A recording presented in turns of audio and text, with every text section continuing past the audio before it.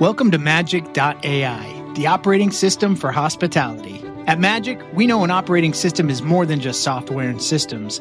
It's about people, because hospitality is nothing without them. So supporting the hospitality community is our number one goal. I think there needs to be more of a support system.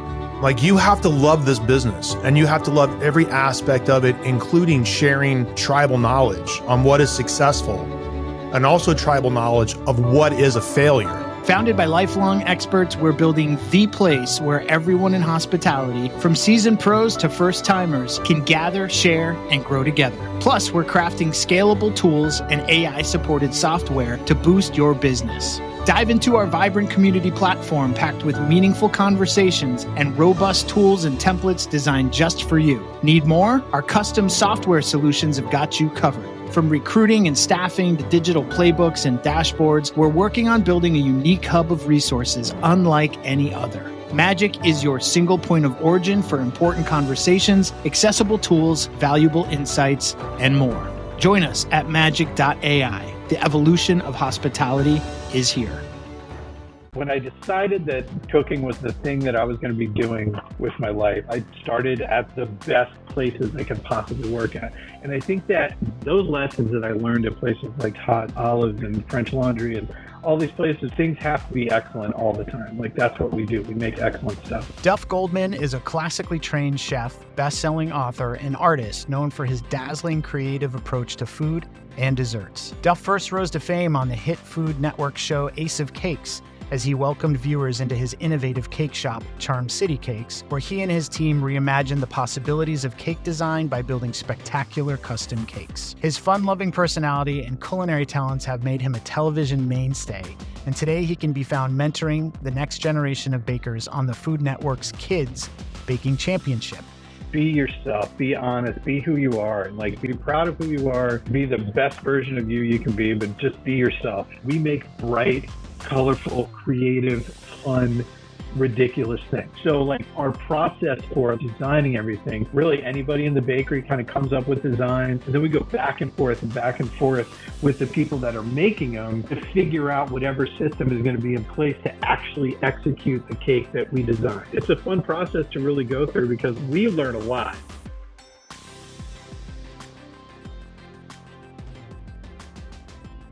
Okay, I think I what got a bio. it. I know, amazing. I had to come up for air a couple times great. there. Well, I just want to say, I just want to say before we get started, Chef, I'm such a fan. I am a trained pastry chef and baker, and I worked as a baker for a while. I watched Ace of Cakes when I don't know how old I was, but I was just mesmerized.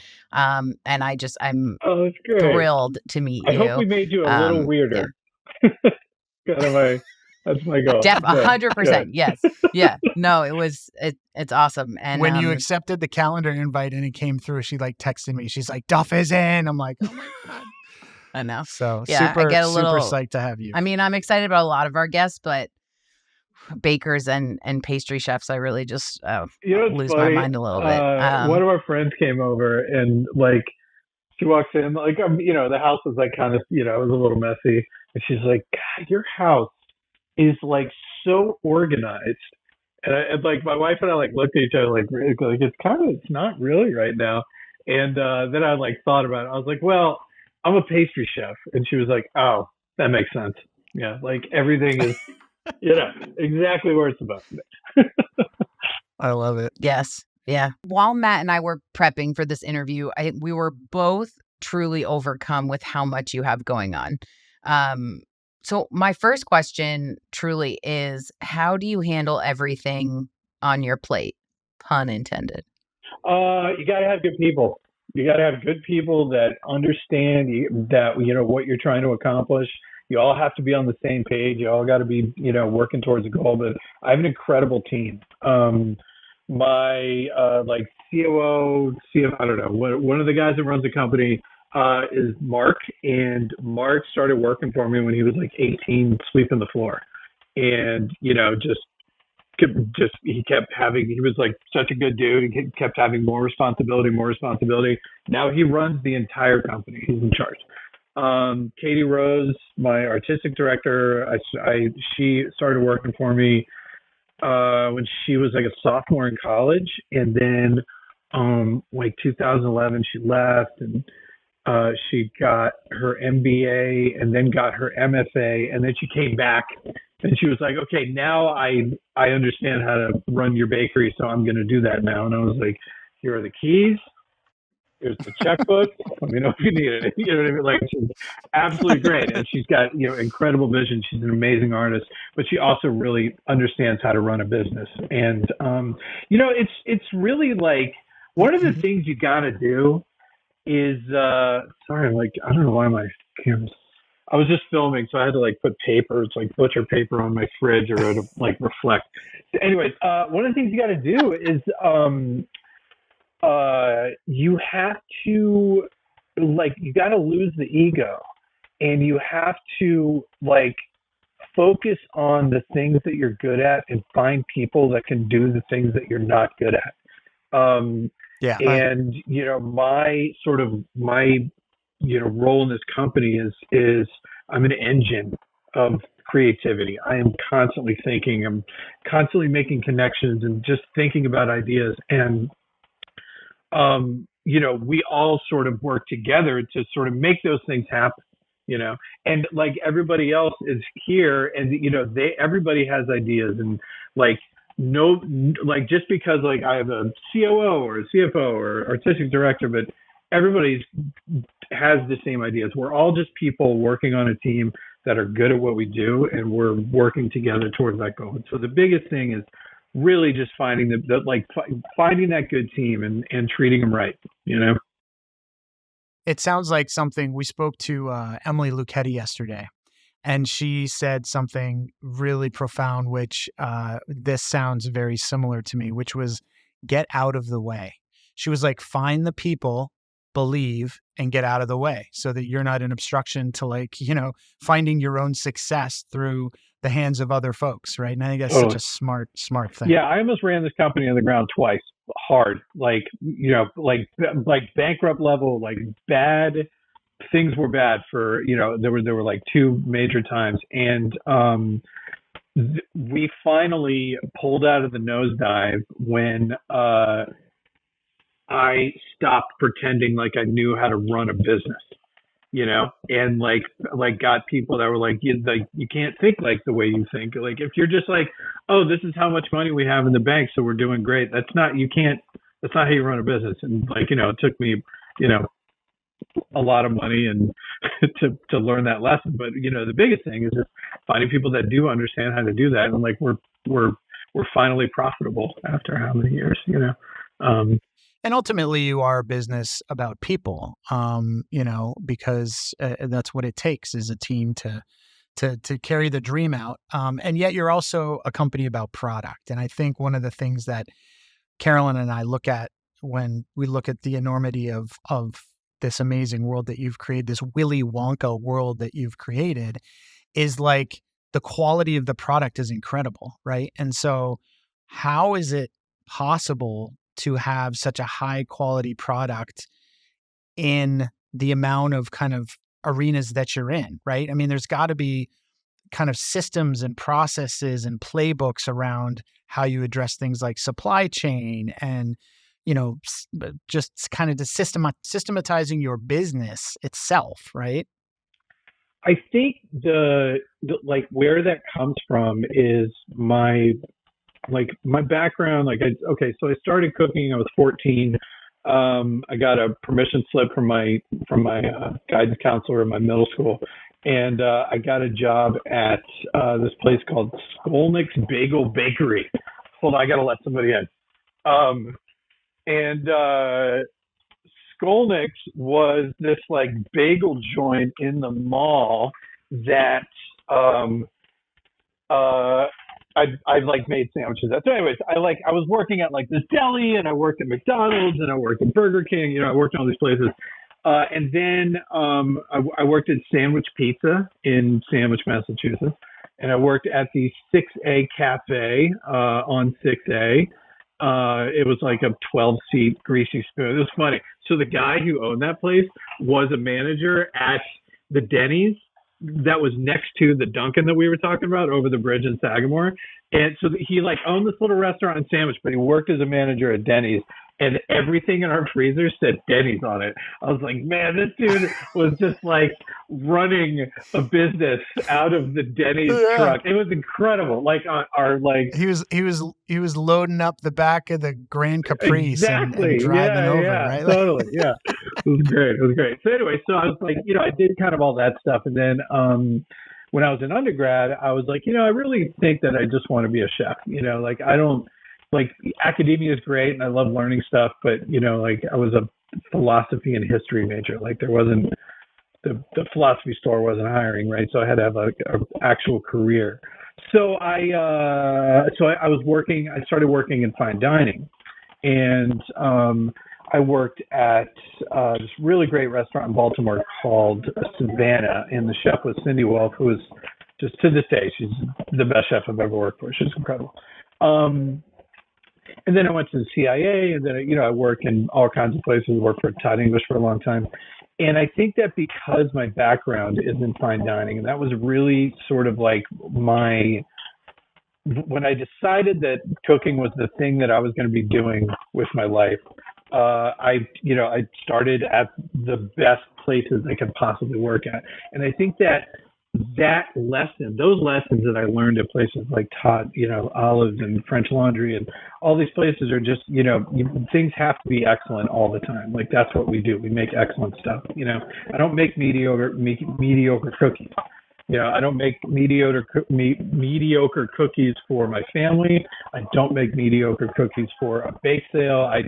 I make great cookies, and it doesn't matter, what you're making, how you're making, how many you're making, they have to be excellent. And I think that when you get that kind of drilled into you, that sort of comes with you. Like that's one of those things that as craftsmen, we learn these things in our respective discipline. And I think that like when I first opened Charm City Cakes, I was like, like wedding cakes don't have to be gross.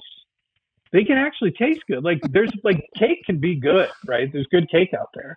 So instead of if you know how to actually build, a wedding cake, a tiered cake, you can make it out of good cake just as easily as you could make it out of shite cake, like cheap, gross dry cake. Like cake doesn't have to be dry for the cake not to fall over. You just have to build it right.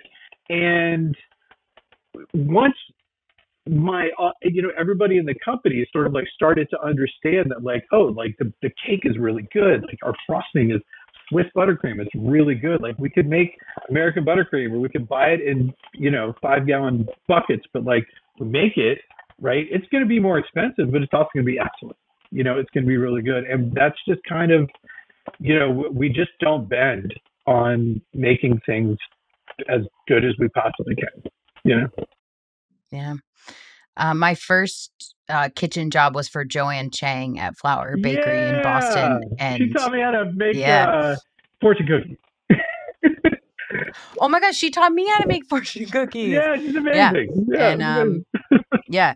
And and well, I should say her, the head of Flower at the time taught me how to make fortune cookies, but working under her, but it was the level of excellence was so high. And I remember that every day. So at the time there were 3 Flower Bakery locations. I think now there are 7. And Joanne would come in, and anything that wasn't absolutely perfect was put in a fish tub for the back of house, which was delightful for the back of house. But she would come in and taste test a couple of things, a bite here, a bite there, making sure the quality was excellent, making sure nothing went out that wasn't perfect. And I think those standards, I really agree with you. They stay with you.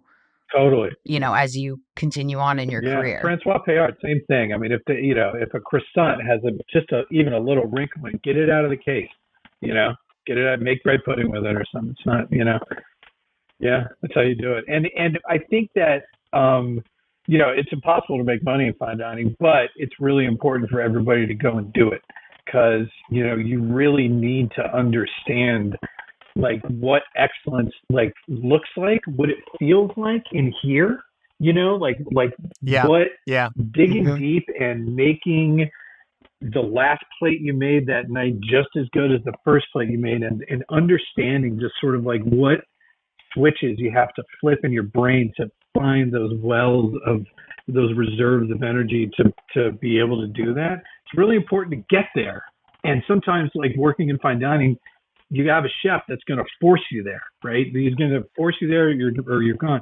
And you then understand, oh, this is how being excellent feels. Now I know sort of like how to like turn that on in myself, Yeah.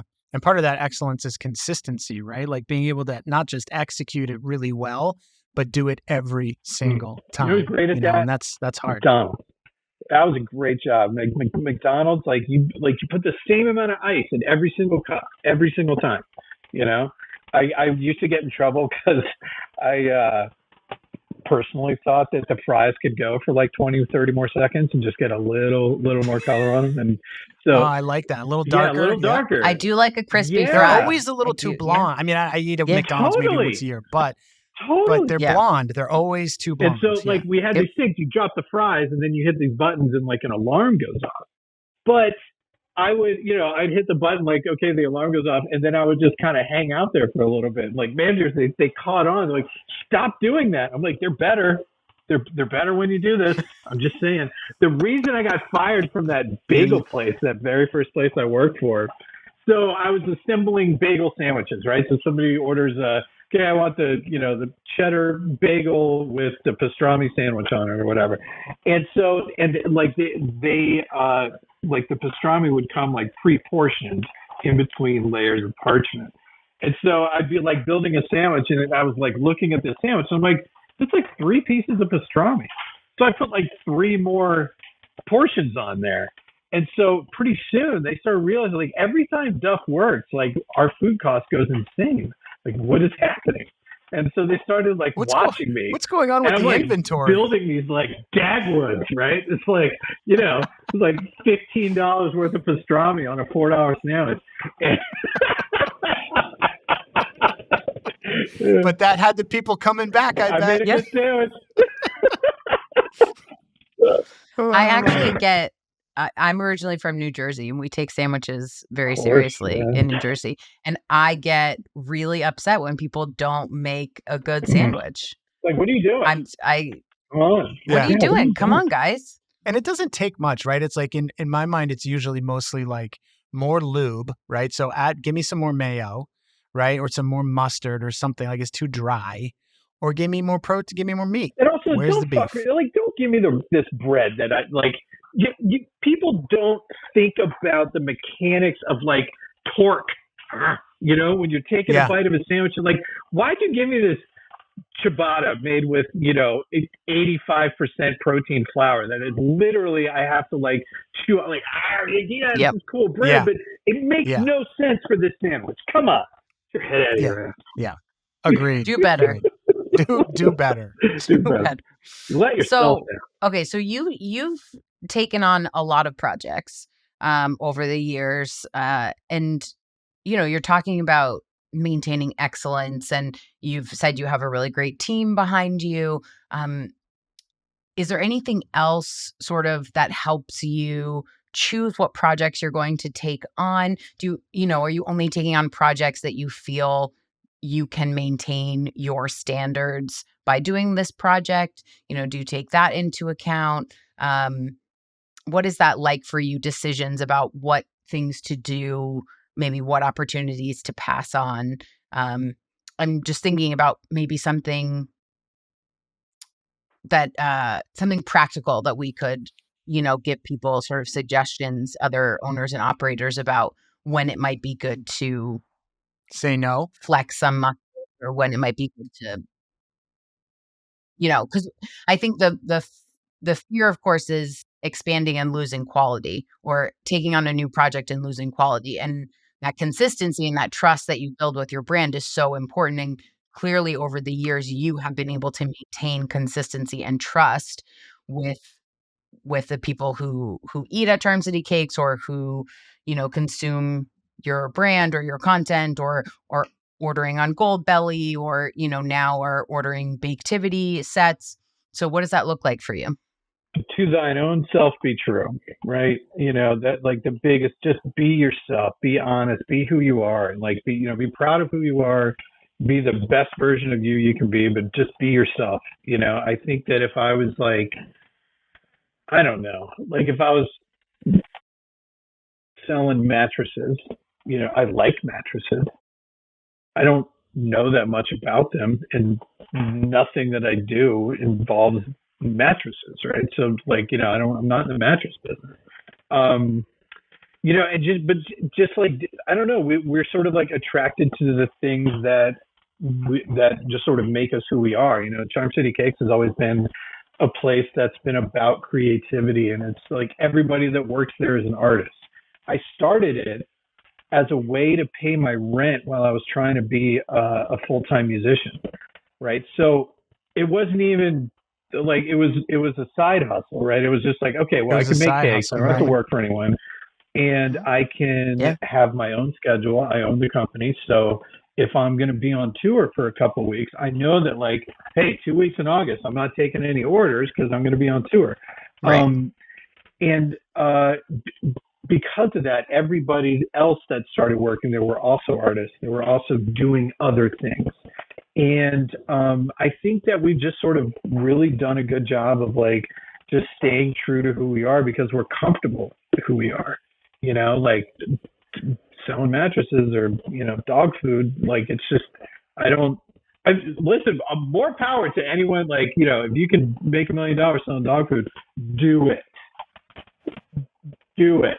If somebody wanted to pay me $1 million, like I'm not sure I'd say no, but it's just the things that we go after, the things that we try to do, whether it's on television, whether it's with products in stores, whether it's the products we make in the bakery, whether it's content that I'm creating at home. I'm always myself, and we are always ourselves, right? We try to be really authentic. And one of the things that makes me feel really good is when I'm in the airport, somebody comes up, we'll start talking, oh, hey, I watch your show. Like, I see this thing, and, we'll start talking, or they got kids, I'll start talking to the kids. And, like most of the time people will remark, like, you are exactly the same person that you are on television. You're the same, like you're the same guy. And I just like, I love that. I love hearing that because I really, I don't try to be something else. I'm a terrible actor, like can't do it. I just like, I am me. And, when I'm meeting like other like people that are like starting out in media that are going to be in front of the camera, they're always asking for advice. I'm like, just don't try so hard. Just be yourself. Be authentic. Be authentic because people, they get it. People know, like you can sniff it out. And, authenticity is like, I think one of our pillars is like, we do what we know, we are who we are, and, we don't apologize for it. Yep. And I would imagine some of the, construction or the architecture, if you will, around growing your business comes through aligning yourself with great partners too, right? Whether that's employees or team members or whoever. It sounds like another great one for you has been Goldbelly, which has really obviously grown over the last few years. What is the kind of best part of shipping using them as a partner, and how has that, additional way to reach customers really affected your business?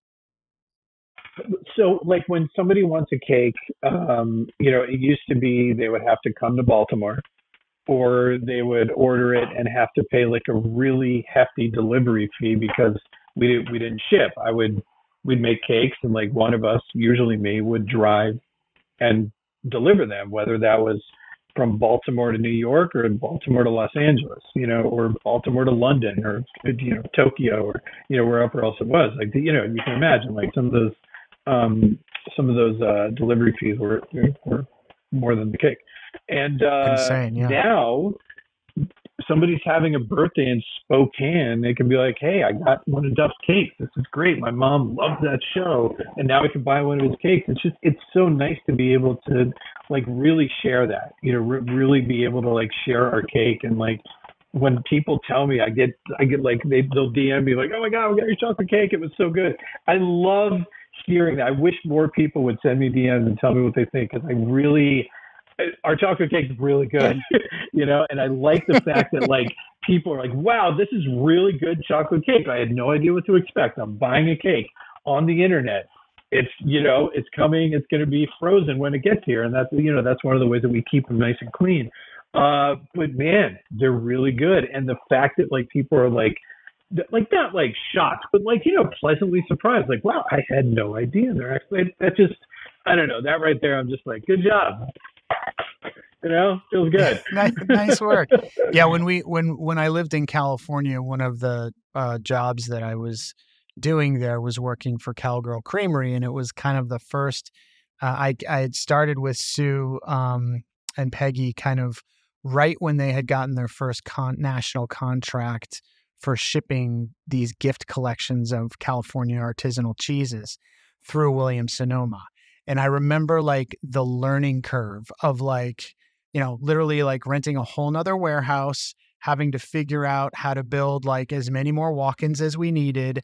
Like just, okay, how are we going to wrap our heads around this? Because you're going from all of a sudden something that feels pretty close to you that you have control over to something that you just have no idea. Like, how you're going to ultimately make sure the product is great when it gets there. Make sure something doesn't go wrong in shipping, make sure there's not a return rate, all those sorts of things, very right? temperature sensitive. Yeah, that is totally. Like, didn't you guys made the Humboldt Fog? Is that right? No, that was Cypress Grove. They were in the portfolio or in the catalog, but Mount Tam, Red Hawk, those cheeses, right? Yeah, totally. Yeah. Which in them in their own right were very delicate, and double cremes, triple cremes, things like that. So, but were there measures that you had to take when you started scaling with Goldbelly that were like you had to really kind of get granular about processes that were going to change because now your distribution had opened up? So one of the biggest things is our like approval process is very sort of like, I think it doesn't really like frustrate our partners because they know that like we're not difficult because we're trying to be difficult. We're difficult because we really truly care about, the experience people are having. So like our approval process is constant and ongoing. Like we have some cakes that have been with them. They've been on there for the entire life of our partnership, which is a couple of years now. But we still get them every once in a while, every few months, like we get another one and we just make sure like nothing's changed. I have like my neighbors love me because I am constantly getting things delivered here. And it's like, can't eat all this cake, right? So, I'll have a piece like, okay, yeah, we're doing good. Or, like check the salt level, whatever it's going to be. And I call the neighbors. So you order your... Come get some cake. Sorry, so you order your own cakes to test the quality is what you're saying. Totally. And they also that's send incredible. them to us. And then we have like the way everything is designed, we're a very visual company. That doesn't mean that like we don't care about what the things taste like, but we are like very, we make bright, colorful, creative, fun, ridiculous things. And so like our process for like designing everything, Katie or really anybody in the bakery kind of comes up with designs, and then we go back and forth with the people that are making them to figure out whatever system is going to be in place to actually execute the cake that we designed. And it's great. It's a fun process to really go through because like we learn a lot. Because when Charm City Cakes is just sort of by itself, like, we're feeding 1,000 people a week, maybe, and then we're now with a huge like a manufacturer, we're feeding 10,000 people a week, more. And so there are just things that you sort of learn about that process, it's not like, well, we'll buy more flour. There's a lot to it. And, so we've learned a lot there. But I think also like some of our manufacturing partners have really learned a lot from us about just like design and, really how to use simple, effective design as a way to really get your point across.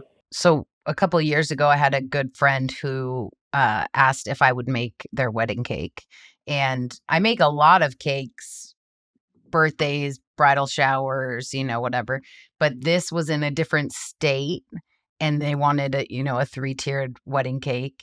And she's one of my dearest friends. And so I said, okay, I'll do it. Okay.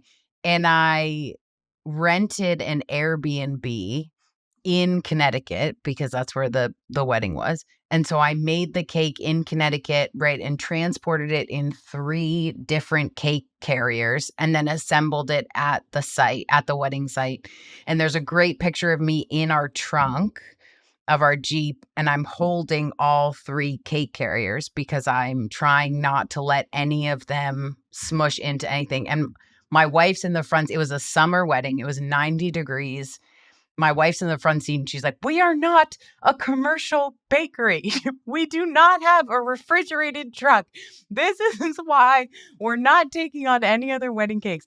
And I was so stressed because I wanted so badly for the cake, to come out beautiful and to taste great. But all of that stress and all that pressure of figuring out just how to transport one cake to a wedding was enough that at that wedding, another friend said, will you make my cake when I get married? And I said, no. I said, I love you, Maggie. I said, but I'll make your bridal shower cake. I said, but I'm done on tiered cakes. It's just so, it's tough. It's tough to transport and such a labor of love. Yeah. And pastry's funny. Yeah, I understand. Like with pastry, there are like these, like, there's like these subsets of like very specific kinds of knowledge that you need, right? Chocolatiers are chocolatiers, and it's a very specific way of thinking. Yep. I mean, obviously Subculture, the rules right? of chocolate are there, but of chocolate are just beyond that though, there is a like chocolatiers are just, they're chocolatiers, right? You're right. It's like a different mindset. It's a different mindset, but it is. It's a different subculture. Cake and different skills, I think, needed. Cake people are cake people. Sure. A lot of cake people are weird, right? Cake people, like, I'm sorry, are you, Duff, are you saying that I'm weird? Is that where we are? Cake we've been on. Are just I know we are different. We're just built They're different. built right? different. Cake, like every sort of bread bakers are bread bakers, right? And you can tell. Oh, bread bakers are. People ask me, bakers are crazy people. People ask me all the time if I bake bread, and I say I leave it to the bread bakers. Yeah, like I leave it to people who bake bread. There are a lot of things I can do. I mean, I can bake bread. It's just not something that I specialize in. Bread bakers fascinate me. I'm friends with a bunch of them, but the kind of continuity is that like they just don't want to be around people. Like they just don't really like, put them with their kind of, artisanal, freshly stone ground flour someplace in a dark corner and like, they're good. But the thing about bread is that it's like, I mean, respect. I love that. Yeah. I love that about them, but I just, it's fascinating. Because bread is like, you're like married to it, and you argue with it and you go on this journey. You have to take its temperature, right? You have and to you have to see how it's feeling. Yeah. You're trying to get it to do something that it doesn't want to do, and it's like, it's not like a steak, right? A steak, like it's like having a kid. Yeah. It's like having a kid. Totally. So you have to care for it every day. It's a commitment. It's a relationship. 100%. Well, speaking of kids, I'd love to kind of hear a little bit about Baketivity, because it sounds so rad. And Carolyn and I are both parents. I know you are too. This kind of idea of being able to get the family together with all of our ingredients kind of already taken care of and we just get to kind of throw flour and, icing at each other. Sounds pretty friggin' rad to me. So tell us a little bit how that idea came to be and where you see it going. It's just like one of the things that I noticed, I would do a lot of events with people, like virtual events where we were kind of like, get on here and be like, okay, everybody's got their flour, your sugar, everything's measured out, everybody's got their piping bag, all this stuff. And it's just started to notice that, like, man, if I can just put all this stuff in a box and send it to everybody, this would be so much easier, because there's such a barrier. Like, you don't have a piping bag and a piping tip and blue food coloring, on just all the things. Like, look, go to the store. All I need you to do is buy butter and eggs. Everything else that you're going to need is in this box. It just removes that, like, oh, sorry, we don't have any piping tips, so let's just go to the mall. Instead of baking those cupcakes, we'll go do something else. And I think that what we've sort of done is, like, we've made really fun stuff that tastes really good, that that is accessible.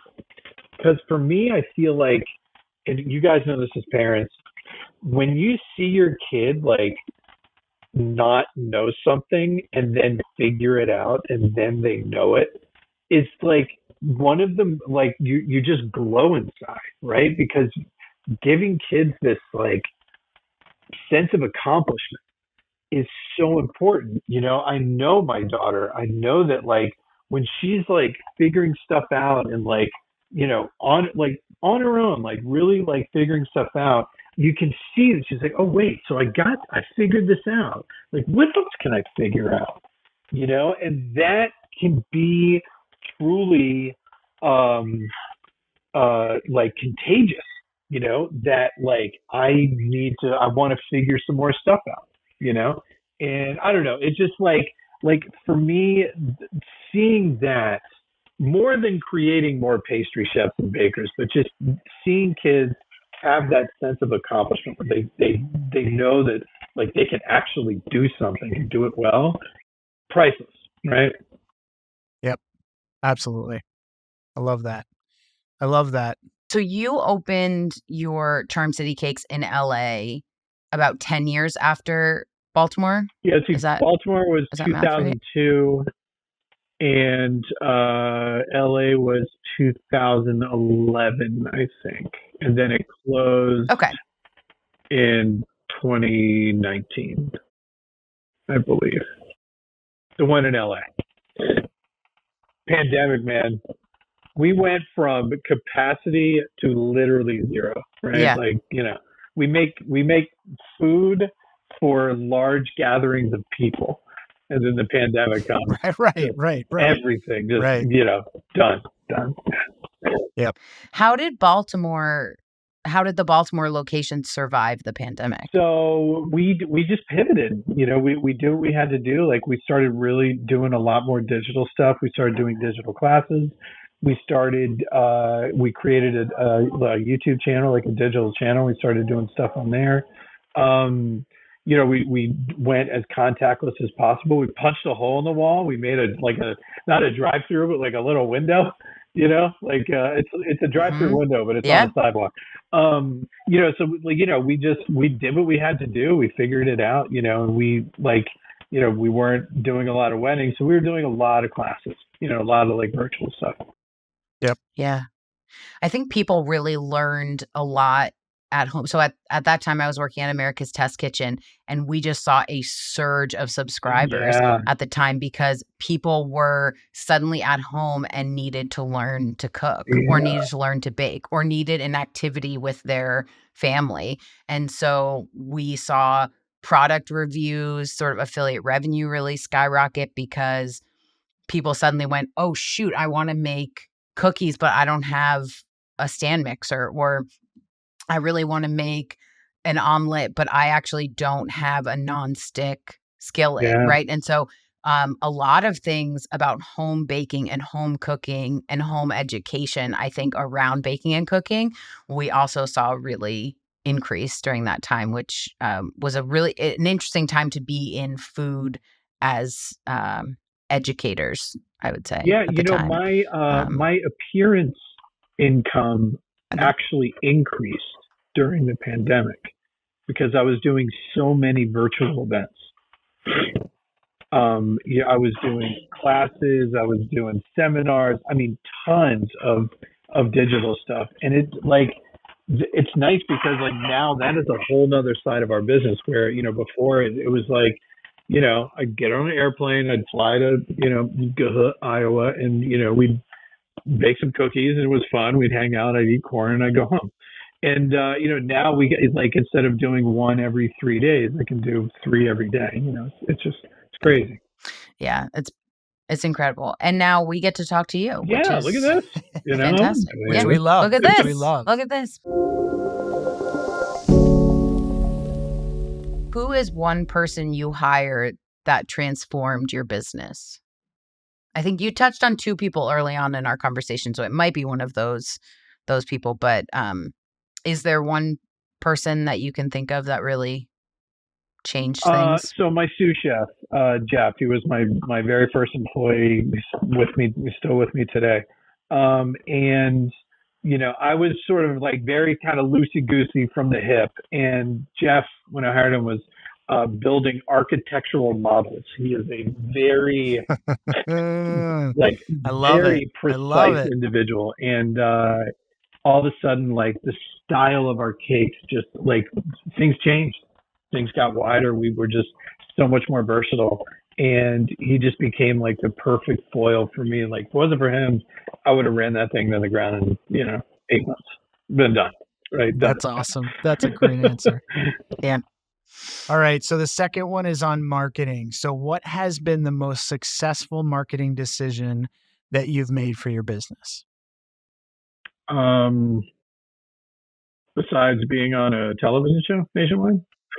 No, that can be it. No, that can be it. I mean, it's fairly obvious for, for those of us on this call, sure, but perhaps not for everyone, right? I think that is a great answer. When I started Charm City Cakes, I was working out of my apartment in Baltimore in a little neighborhood called Mount Vernon. Beautiful little spot. And on the block next to me was this place called the Engineers Club, which was it was like a wedding venue, and like it was this place that was built in like the 1800s as a sort of place for all the engineers who were rebuilding Baltimore after the big fire in 1904. So yeah, it was like 1900s. So like all the architects and engineers, this was sort of the hub of the thing. Anyways, beautiful venue. And so what I noticed was that Saturdays and Sundays there were always like brides in the neighborhood because they were all coming to check the place out while it was like dressed up for a wedding, right? That's when the brides would come to the place to see it. And I was like, man, I'm right here and I'm making cakes. So I made a dummy wedding cake, which is styrofoam inside, frosting on the outside. And then I put on a chef coat and I went to Kinko's and I made business cards. And I designed them myself on my DIY on my iMac, and I chopped them out with the paper chopper, everything. And so So then I got my cake and I put on my chef coat and I took all my homemade business cards and I put them in my pocket. And then Saturdays and Sundays I would spend the whole day walking around the neighborhood with this cake. Right. And so what happened was, my gosh, people would park and they'd be like coming in. And so I'd sort of, just be like walking by with this cake and they're like, oh, is that the cake? And I'm like, yeah. And they're like, oh, I'm like, here, take a card. It's in my pocket. And they would remember like the interaction, like, oh yeah, we got this card out of this guy. He was like walking around and he's like this dude with like earrings. That is brilliant. And like within like awesome. 3 months, I was making all of the Engineers Club's wedding cakes. I love that. That's awesome. It reminds me of my stepfather. He has since passed, but when he was a kid, his parents grew rhubarb and he would sell it to the neighbors, and he had his own cards printed, and I still have one, and it says, Robert Porter, and fresh picked rhubarb. That's it. It's like he would just go around the neighborhood and stick those in people's doors. I just like, bro, I'm like, really, how old are you? Like 10 years old? Think of You got it. Yeah. Right? If you need that thing that you eat once a year, Yeah. I'm your guy. I got you. Man. I'm your guy.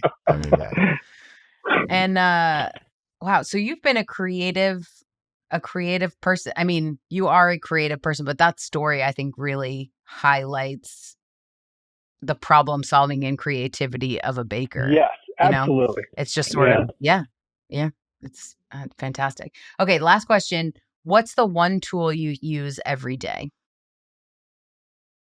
I mean, like kitchen tool or just anything? Anything you want. I would say my critical thinking. Just critical thinking. Right? Wow. That may be the best answer we've gotten yet. Right. Someone's laying a line on you. You're just like, not today. Right? Not today. You got to get it. Not today, pal. We got buttercream to make. Yeah. Honestly, I think just critical thinking, like just, in all of its forms, is like the way that I'm making this the best way to do this, is it like, whatever I'm making a gum paste rose. I'm like, is this really the best way to do it? This is how I've taught. This is how I know, but is this the best way to do it? I seem to throw away a lot. It's that ability to see. It's that ability to see, but also to ask questions, right? About like what's in front of you and how it's going and how I can change to kind of adapt to find new ways, I think it comes right? back to losing the ego, because like when you lose the ego and you're just open to like anybody, like I've had interns that have been like, yo, man, like there's a better way to do that. It's like, cool, show it to me. I'd love to learn that. I think that, this also kind of harkens back to our, like why people feel that we're authentic. Cause like on the baking championships, I don't ever hesitate to ask like a baker, like, they'll say an ingredient or a technique. And I'm like, what was that word? I have no idea what that is, because it like, if you pretend to know everything, you won't ever learn anything. And every day is a school day, like there's always something to learn. And, you like the kids on Kids Baking Championship, like the thing about them is like, I was in fine dining kind of before all like the molecular gastronomy stuff. Like to me, molecular gastronomy was like, what are these kids doing these? What is it? What is that? Foam? I don't want foam. Same right? boat. Yeah. Get out of face. But the kids would come in and they would use stuff like Versa Whip and gelling agents. Yep. And I would be like, wait a minute, how did you just create like raspberry mousse with no dairy? How did you do that? And they would show me how they did it. I'm like, oh, that's awesome. And I like when like we keep that stuff in the cut. Same thing when I do like live demos.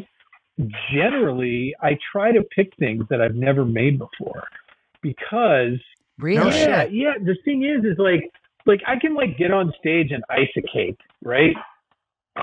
Sure. Like you don't see it. Right. But like if I'm like, hey, let's make tortillas. I've never done it. The thing is, I'm gonna have to learn how to do it right in front of an audience. Chances are somebody in the audience knows how to do it and will help me, throughout the process. But the thing is, when I do something and I've never done it before, I mean, I'm pretty good at food. So like, I'm confident that I'll be able to figure out like how to do whatever it is. But I'm learning. And when I'm learning, everybody else is learning too, because I'm literally going through the process of figuring this out, right? It's not just like, I'm amazing at this thing, watch, right? Because that's like just watching TV, but like, okay, how do we do this? I was in the Bahamas and I was doing a demo and I was like researching before I went, like, what should I do? The national dessert of the Bahamas is called the guava duff. And I was like, well, I mean, I have to make it. Oh my So God. then I started Perfect. researching it, and it turns out it's this weird old school British thing where it's like you boil it in a pillowcase, right? It's insane. So I have no idea how to make this thing. I tried to make it. Are you being serious? Yes, you boil it in a pillowcase. Look it up. And so, Wow. so I Okay. was trying to make it at home. It was weird. I was like, maybe this is what it tastes like. I don't know. So I went to the Bahamas. Tastes like pillows. It tasted, well, it wasn't great. So I get there, and then I get out on stage, and like it is mostly Bahamians, right? This wasn't like a tourist event. Yeah, This was like yeah. people that live You're in the Bahamas. fucked, buddy. And so I'm like, all right, I'm gonna make a guava duff. And so I see it like some of them start laughing, right? And then like I start getting into it, and I hear some like muttering coming from the audience, right? And basically, so I'm like, a couple points I like look up and I'm like, am I doing this right? And people are just like, no, you're not. You're not doing this right. So I'm doing this whole thing. I'm looking like the side of the stage, like the people that brought me there, people like paid for me to come down and do this whole thing. And they're all like shocked, this mortified. guy is crashing and burning right in front of us. We paid him a lot of money. Comes down here, has no idea what he's doing, right? So I'm like, I'm trying, and like it's just going sideways. Like I'm completely not doing a good job. So I'm like looking in the audience, and I see this one lady who's like, she looks friendly, but she's like a grandma, and I was like, come here. Yes. Right? So she comes up on stage, come help me with the duff. and we do the whole thing together. She was hilarious. We got her a microphone, and it was one of the best demos I ever did because like everybody got to really like they got to watch me learn how to do this. And that when you lose the ego, you get situations like that, opportunities like that. That's redemption through authenticity. Absolutely. 100%. Yeah, right? totally. I love that. All right. Well, listen, this has been amazing, and I knew we weren't going to have enough time. And so anybody who's listening to this, I just want to let them know that they need to go find Duff in all the ways, including through Goldbelly, on Instagram, on the Food Network, through his amazing book, all the Baketivity, things. Yeah, Baketivity. The list goes on and on. Maybe even slapping the bass and pushing the weights, because I know you've been hitting the gym hard, which is awesome. I have an Instagram account called Beefcake Cookie where it's just me lifting. It's funny. Literally just me lifting. I think I just started following actually, and I love it. So I need some of that inspiration in my life. It's an opportunity for me to just like put good music in the world. Like I'm a great DJ. yeah, hell yeah, man. Great connector. Well, it's been a pleasure, Chef. Thank you so much for your time. Yeah, thanks for having me. We'll see you out there in the world.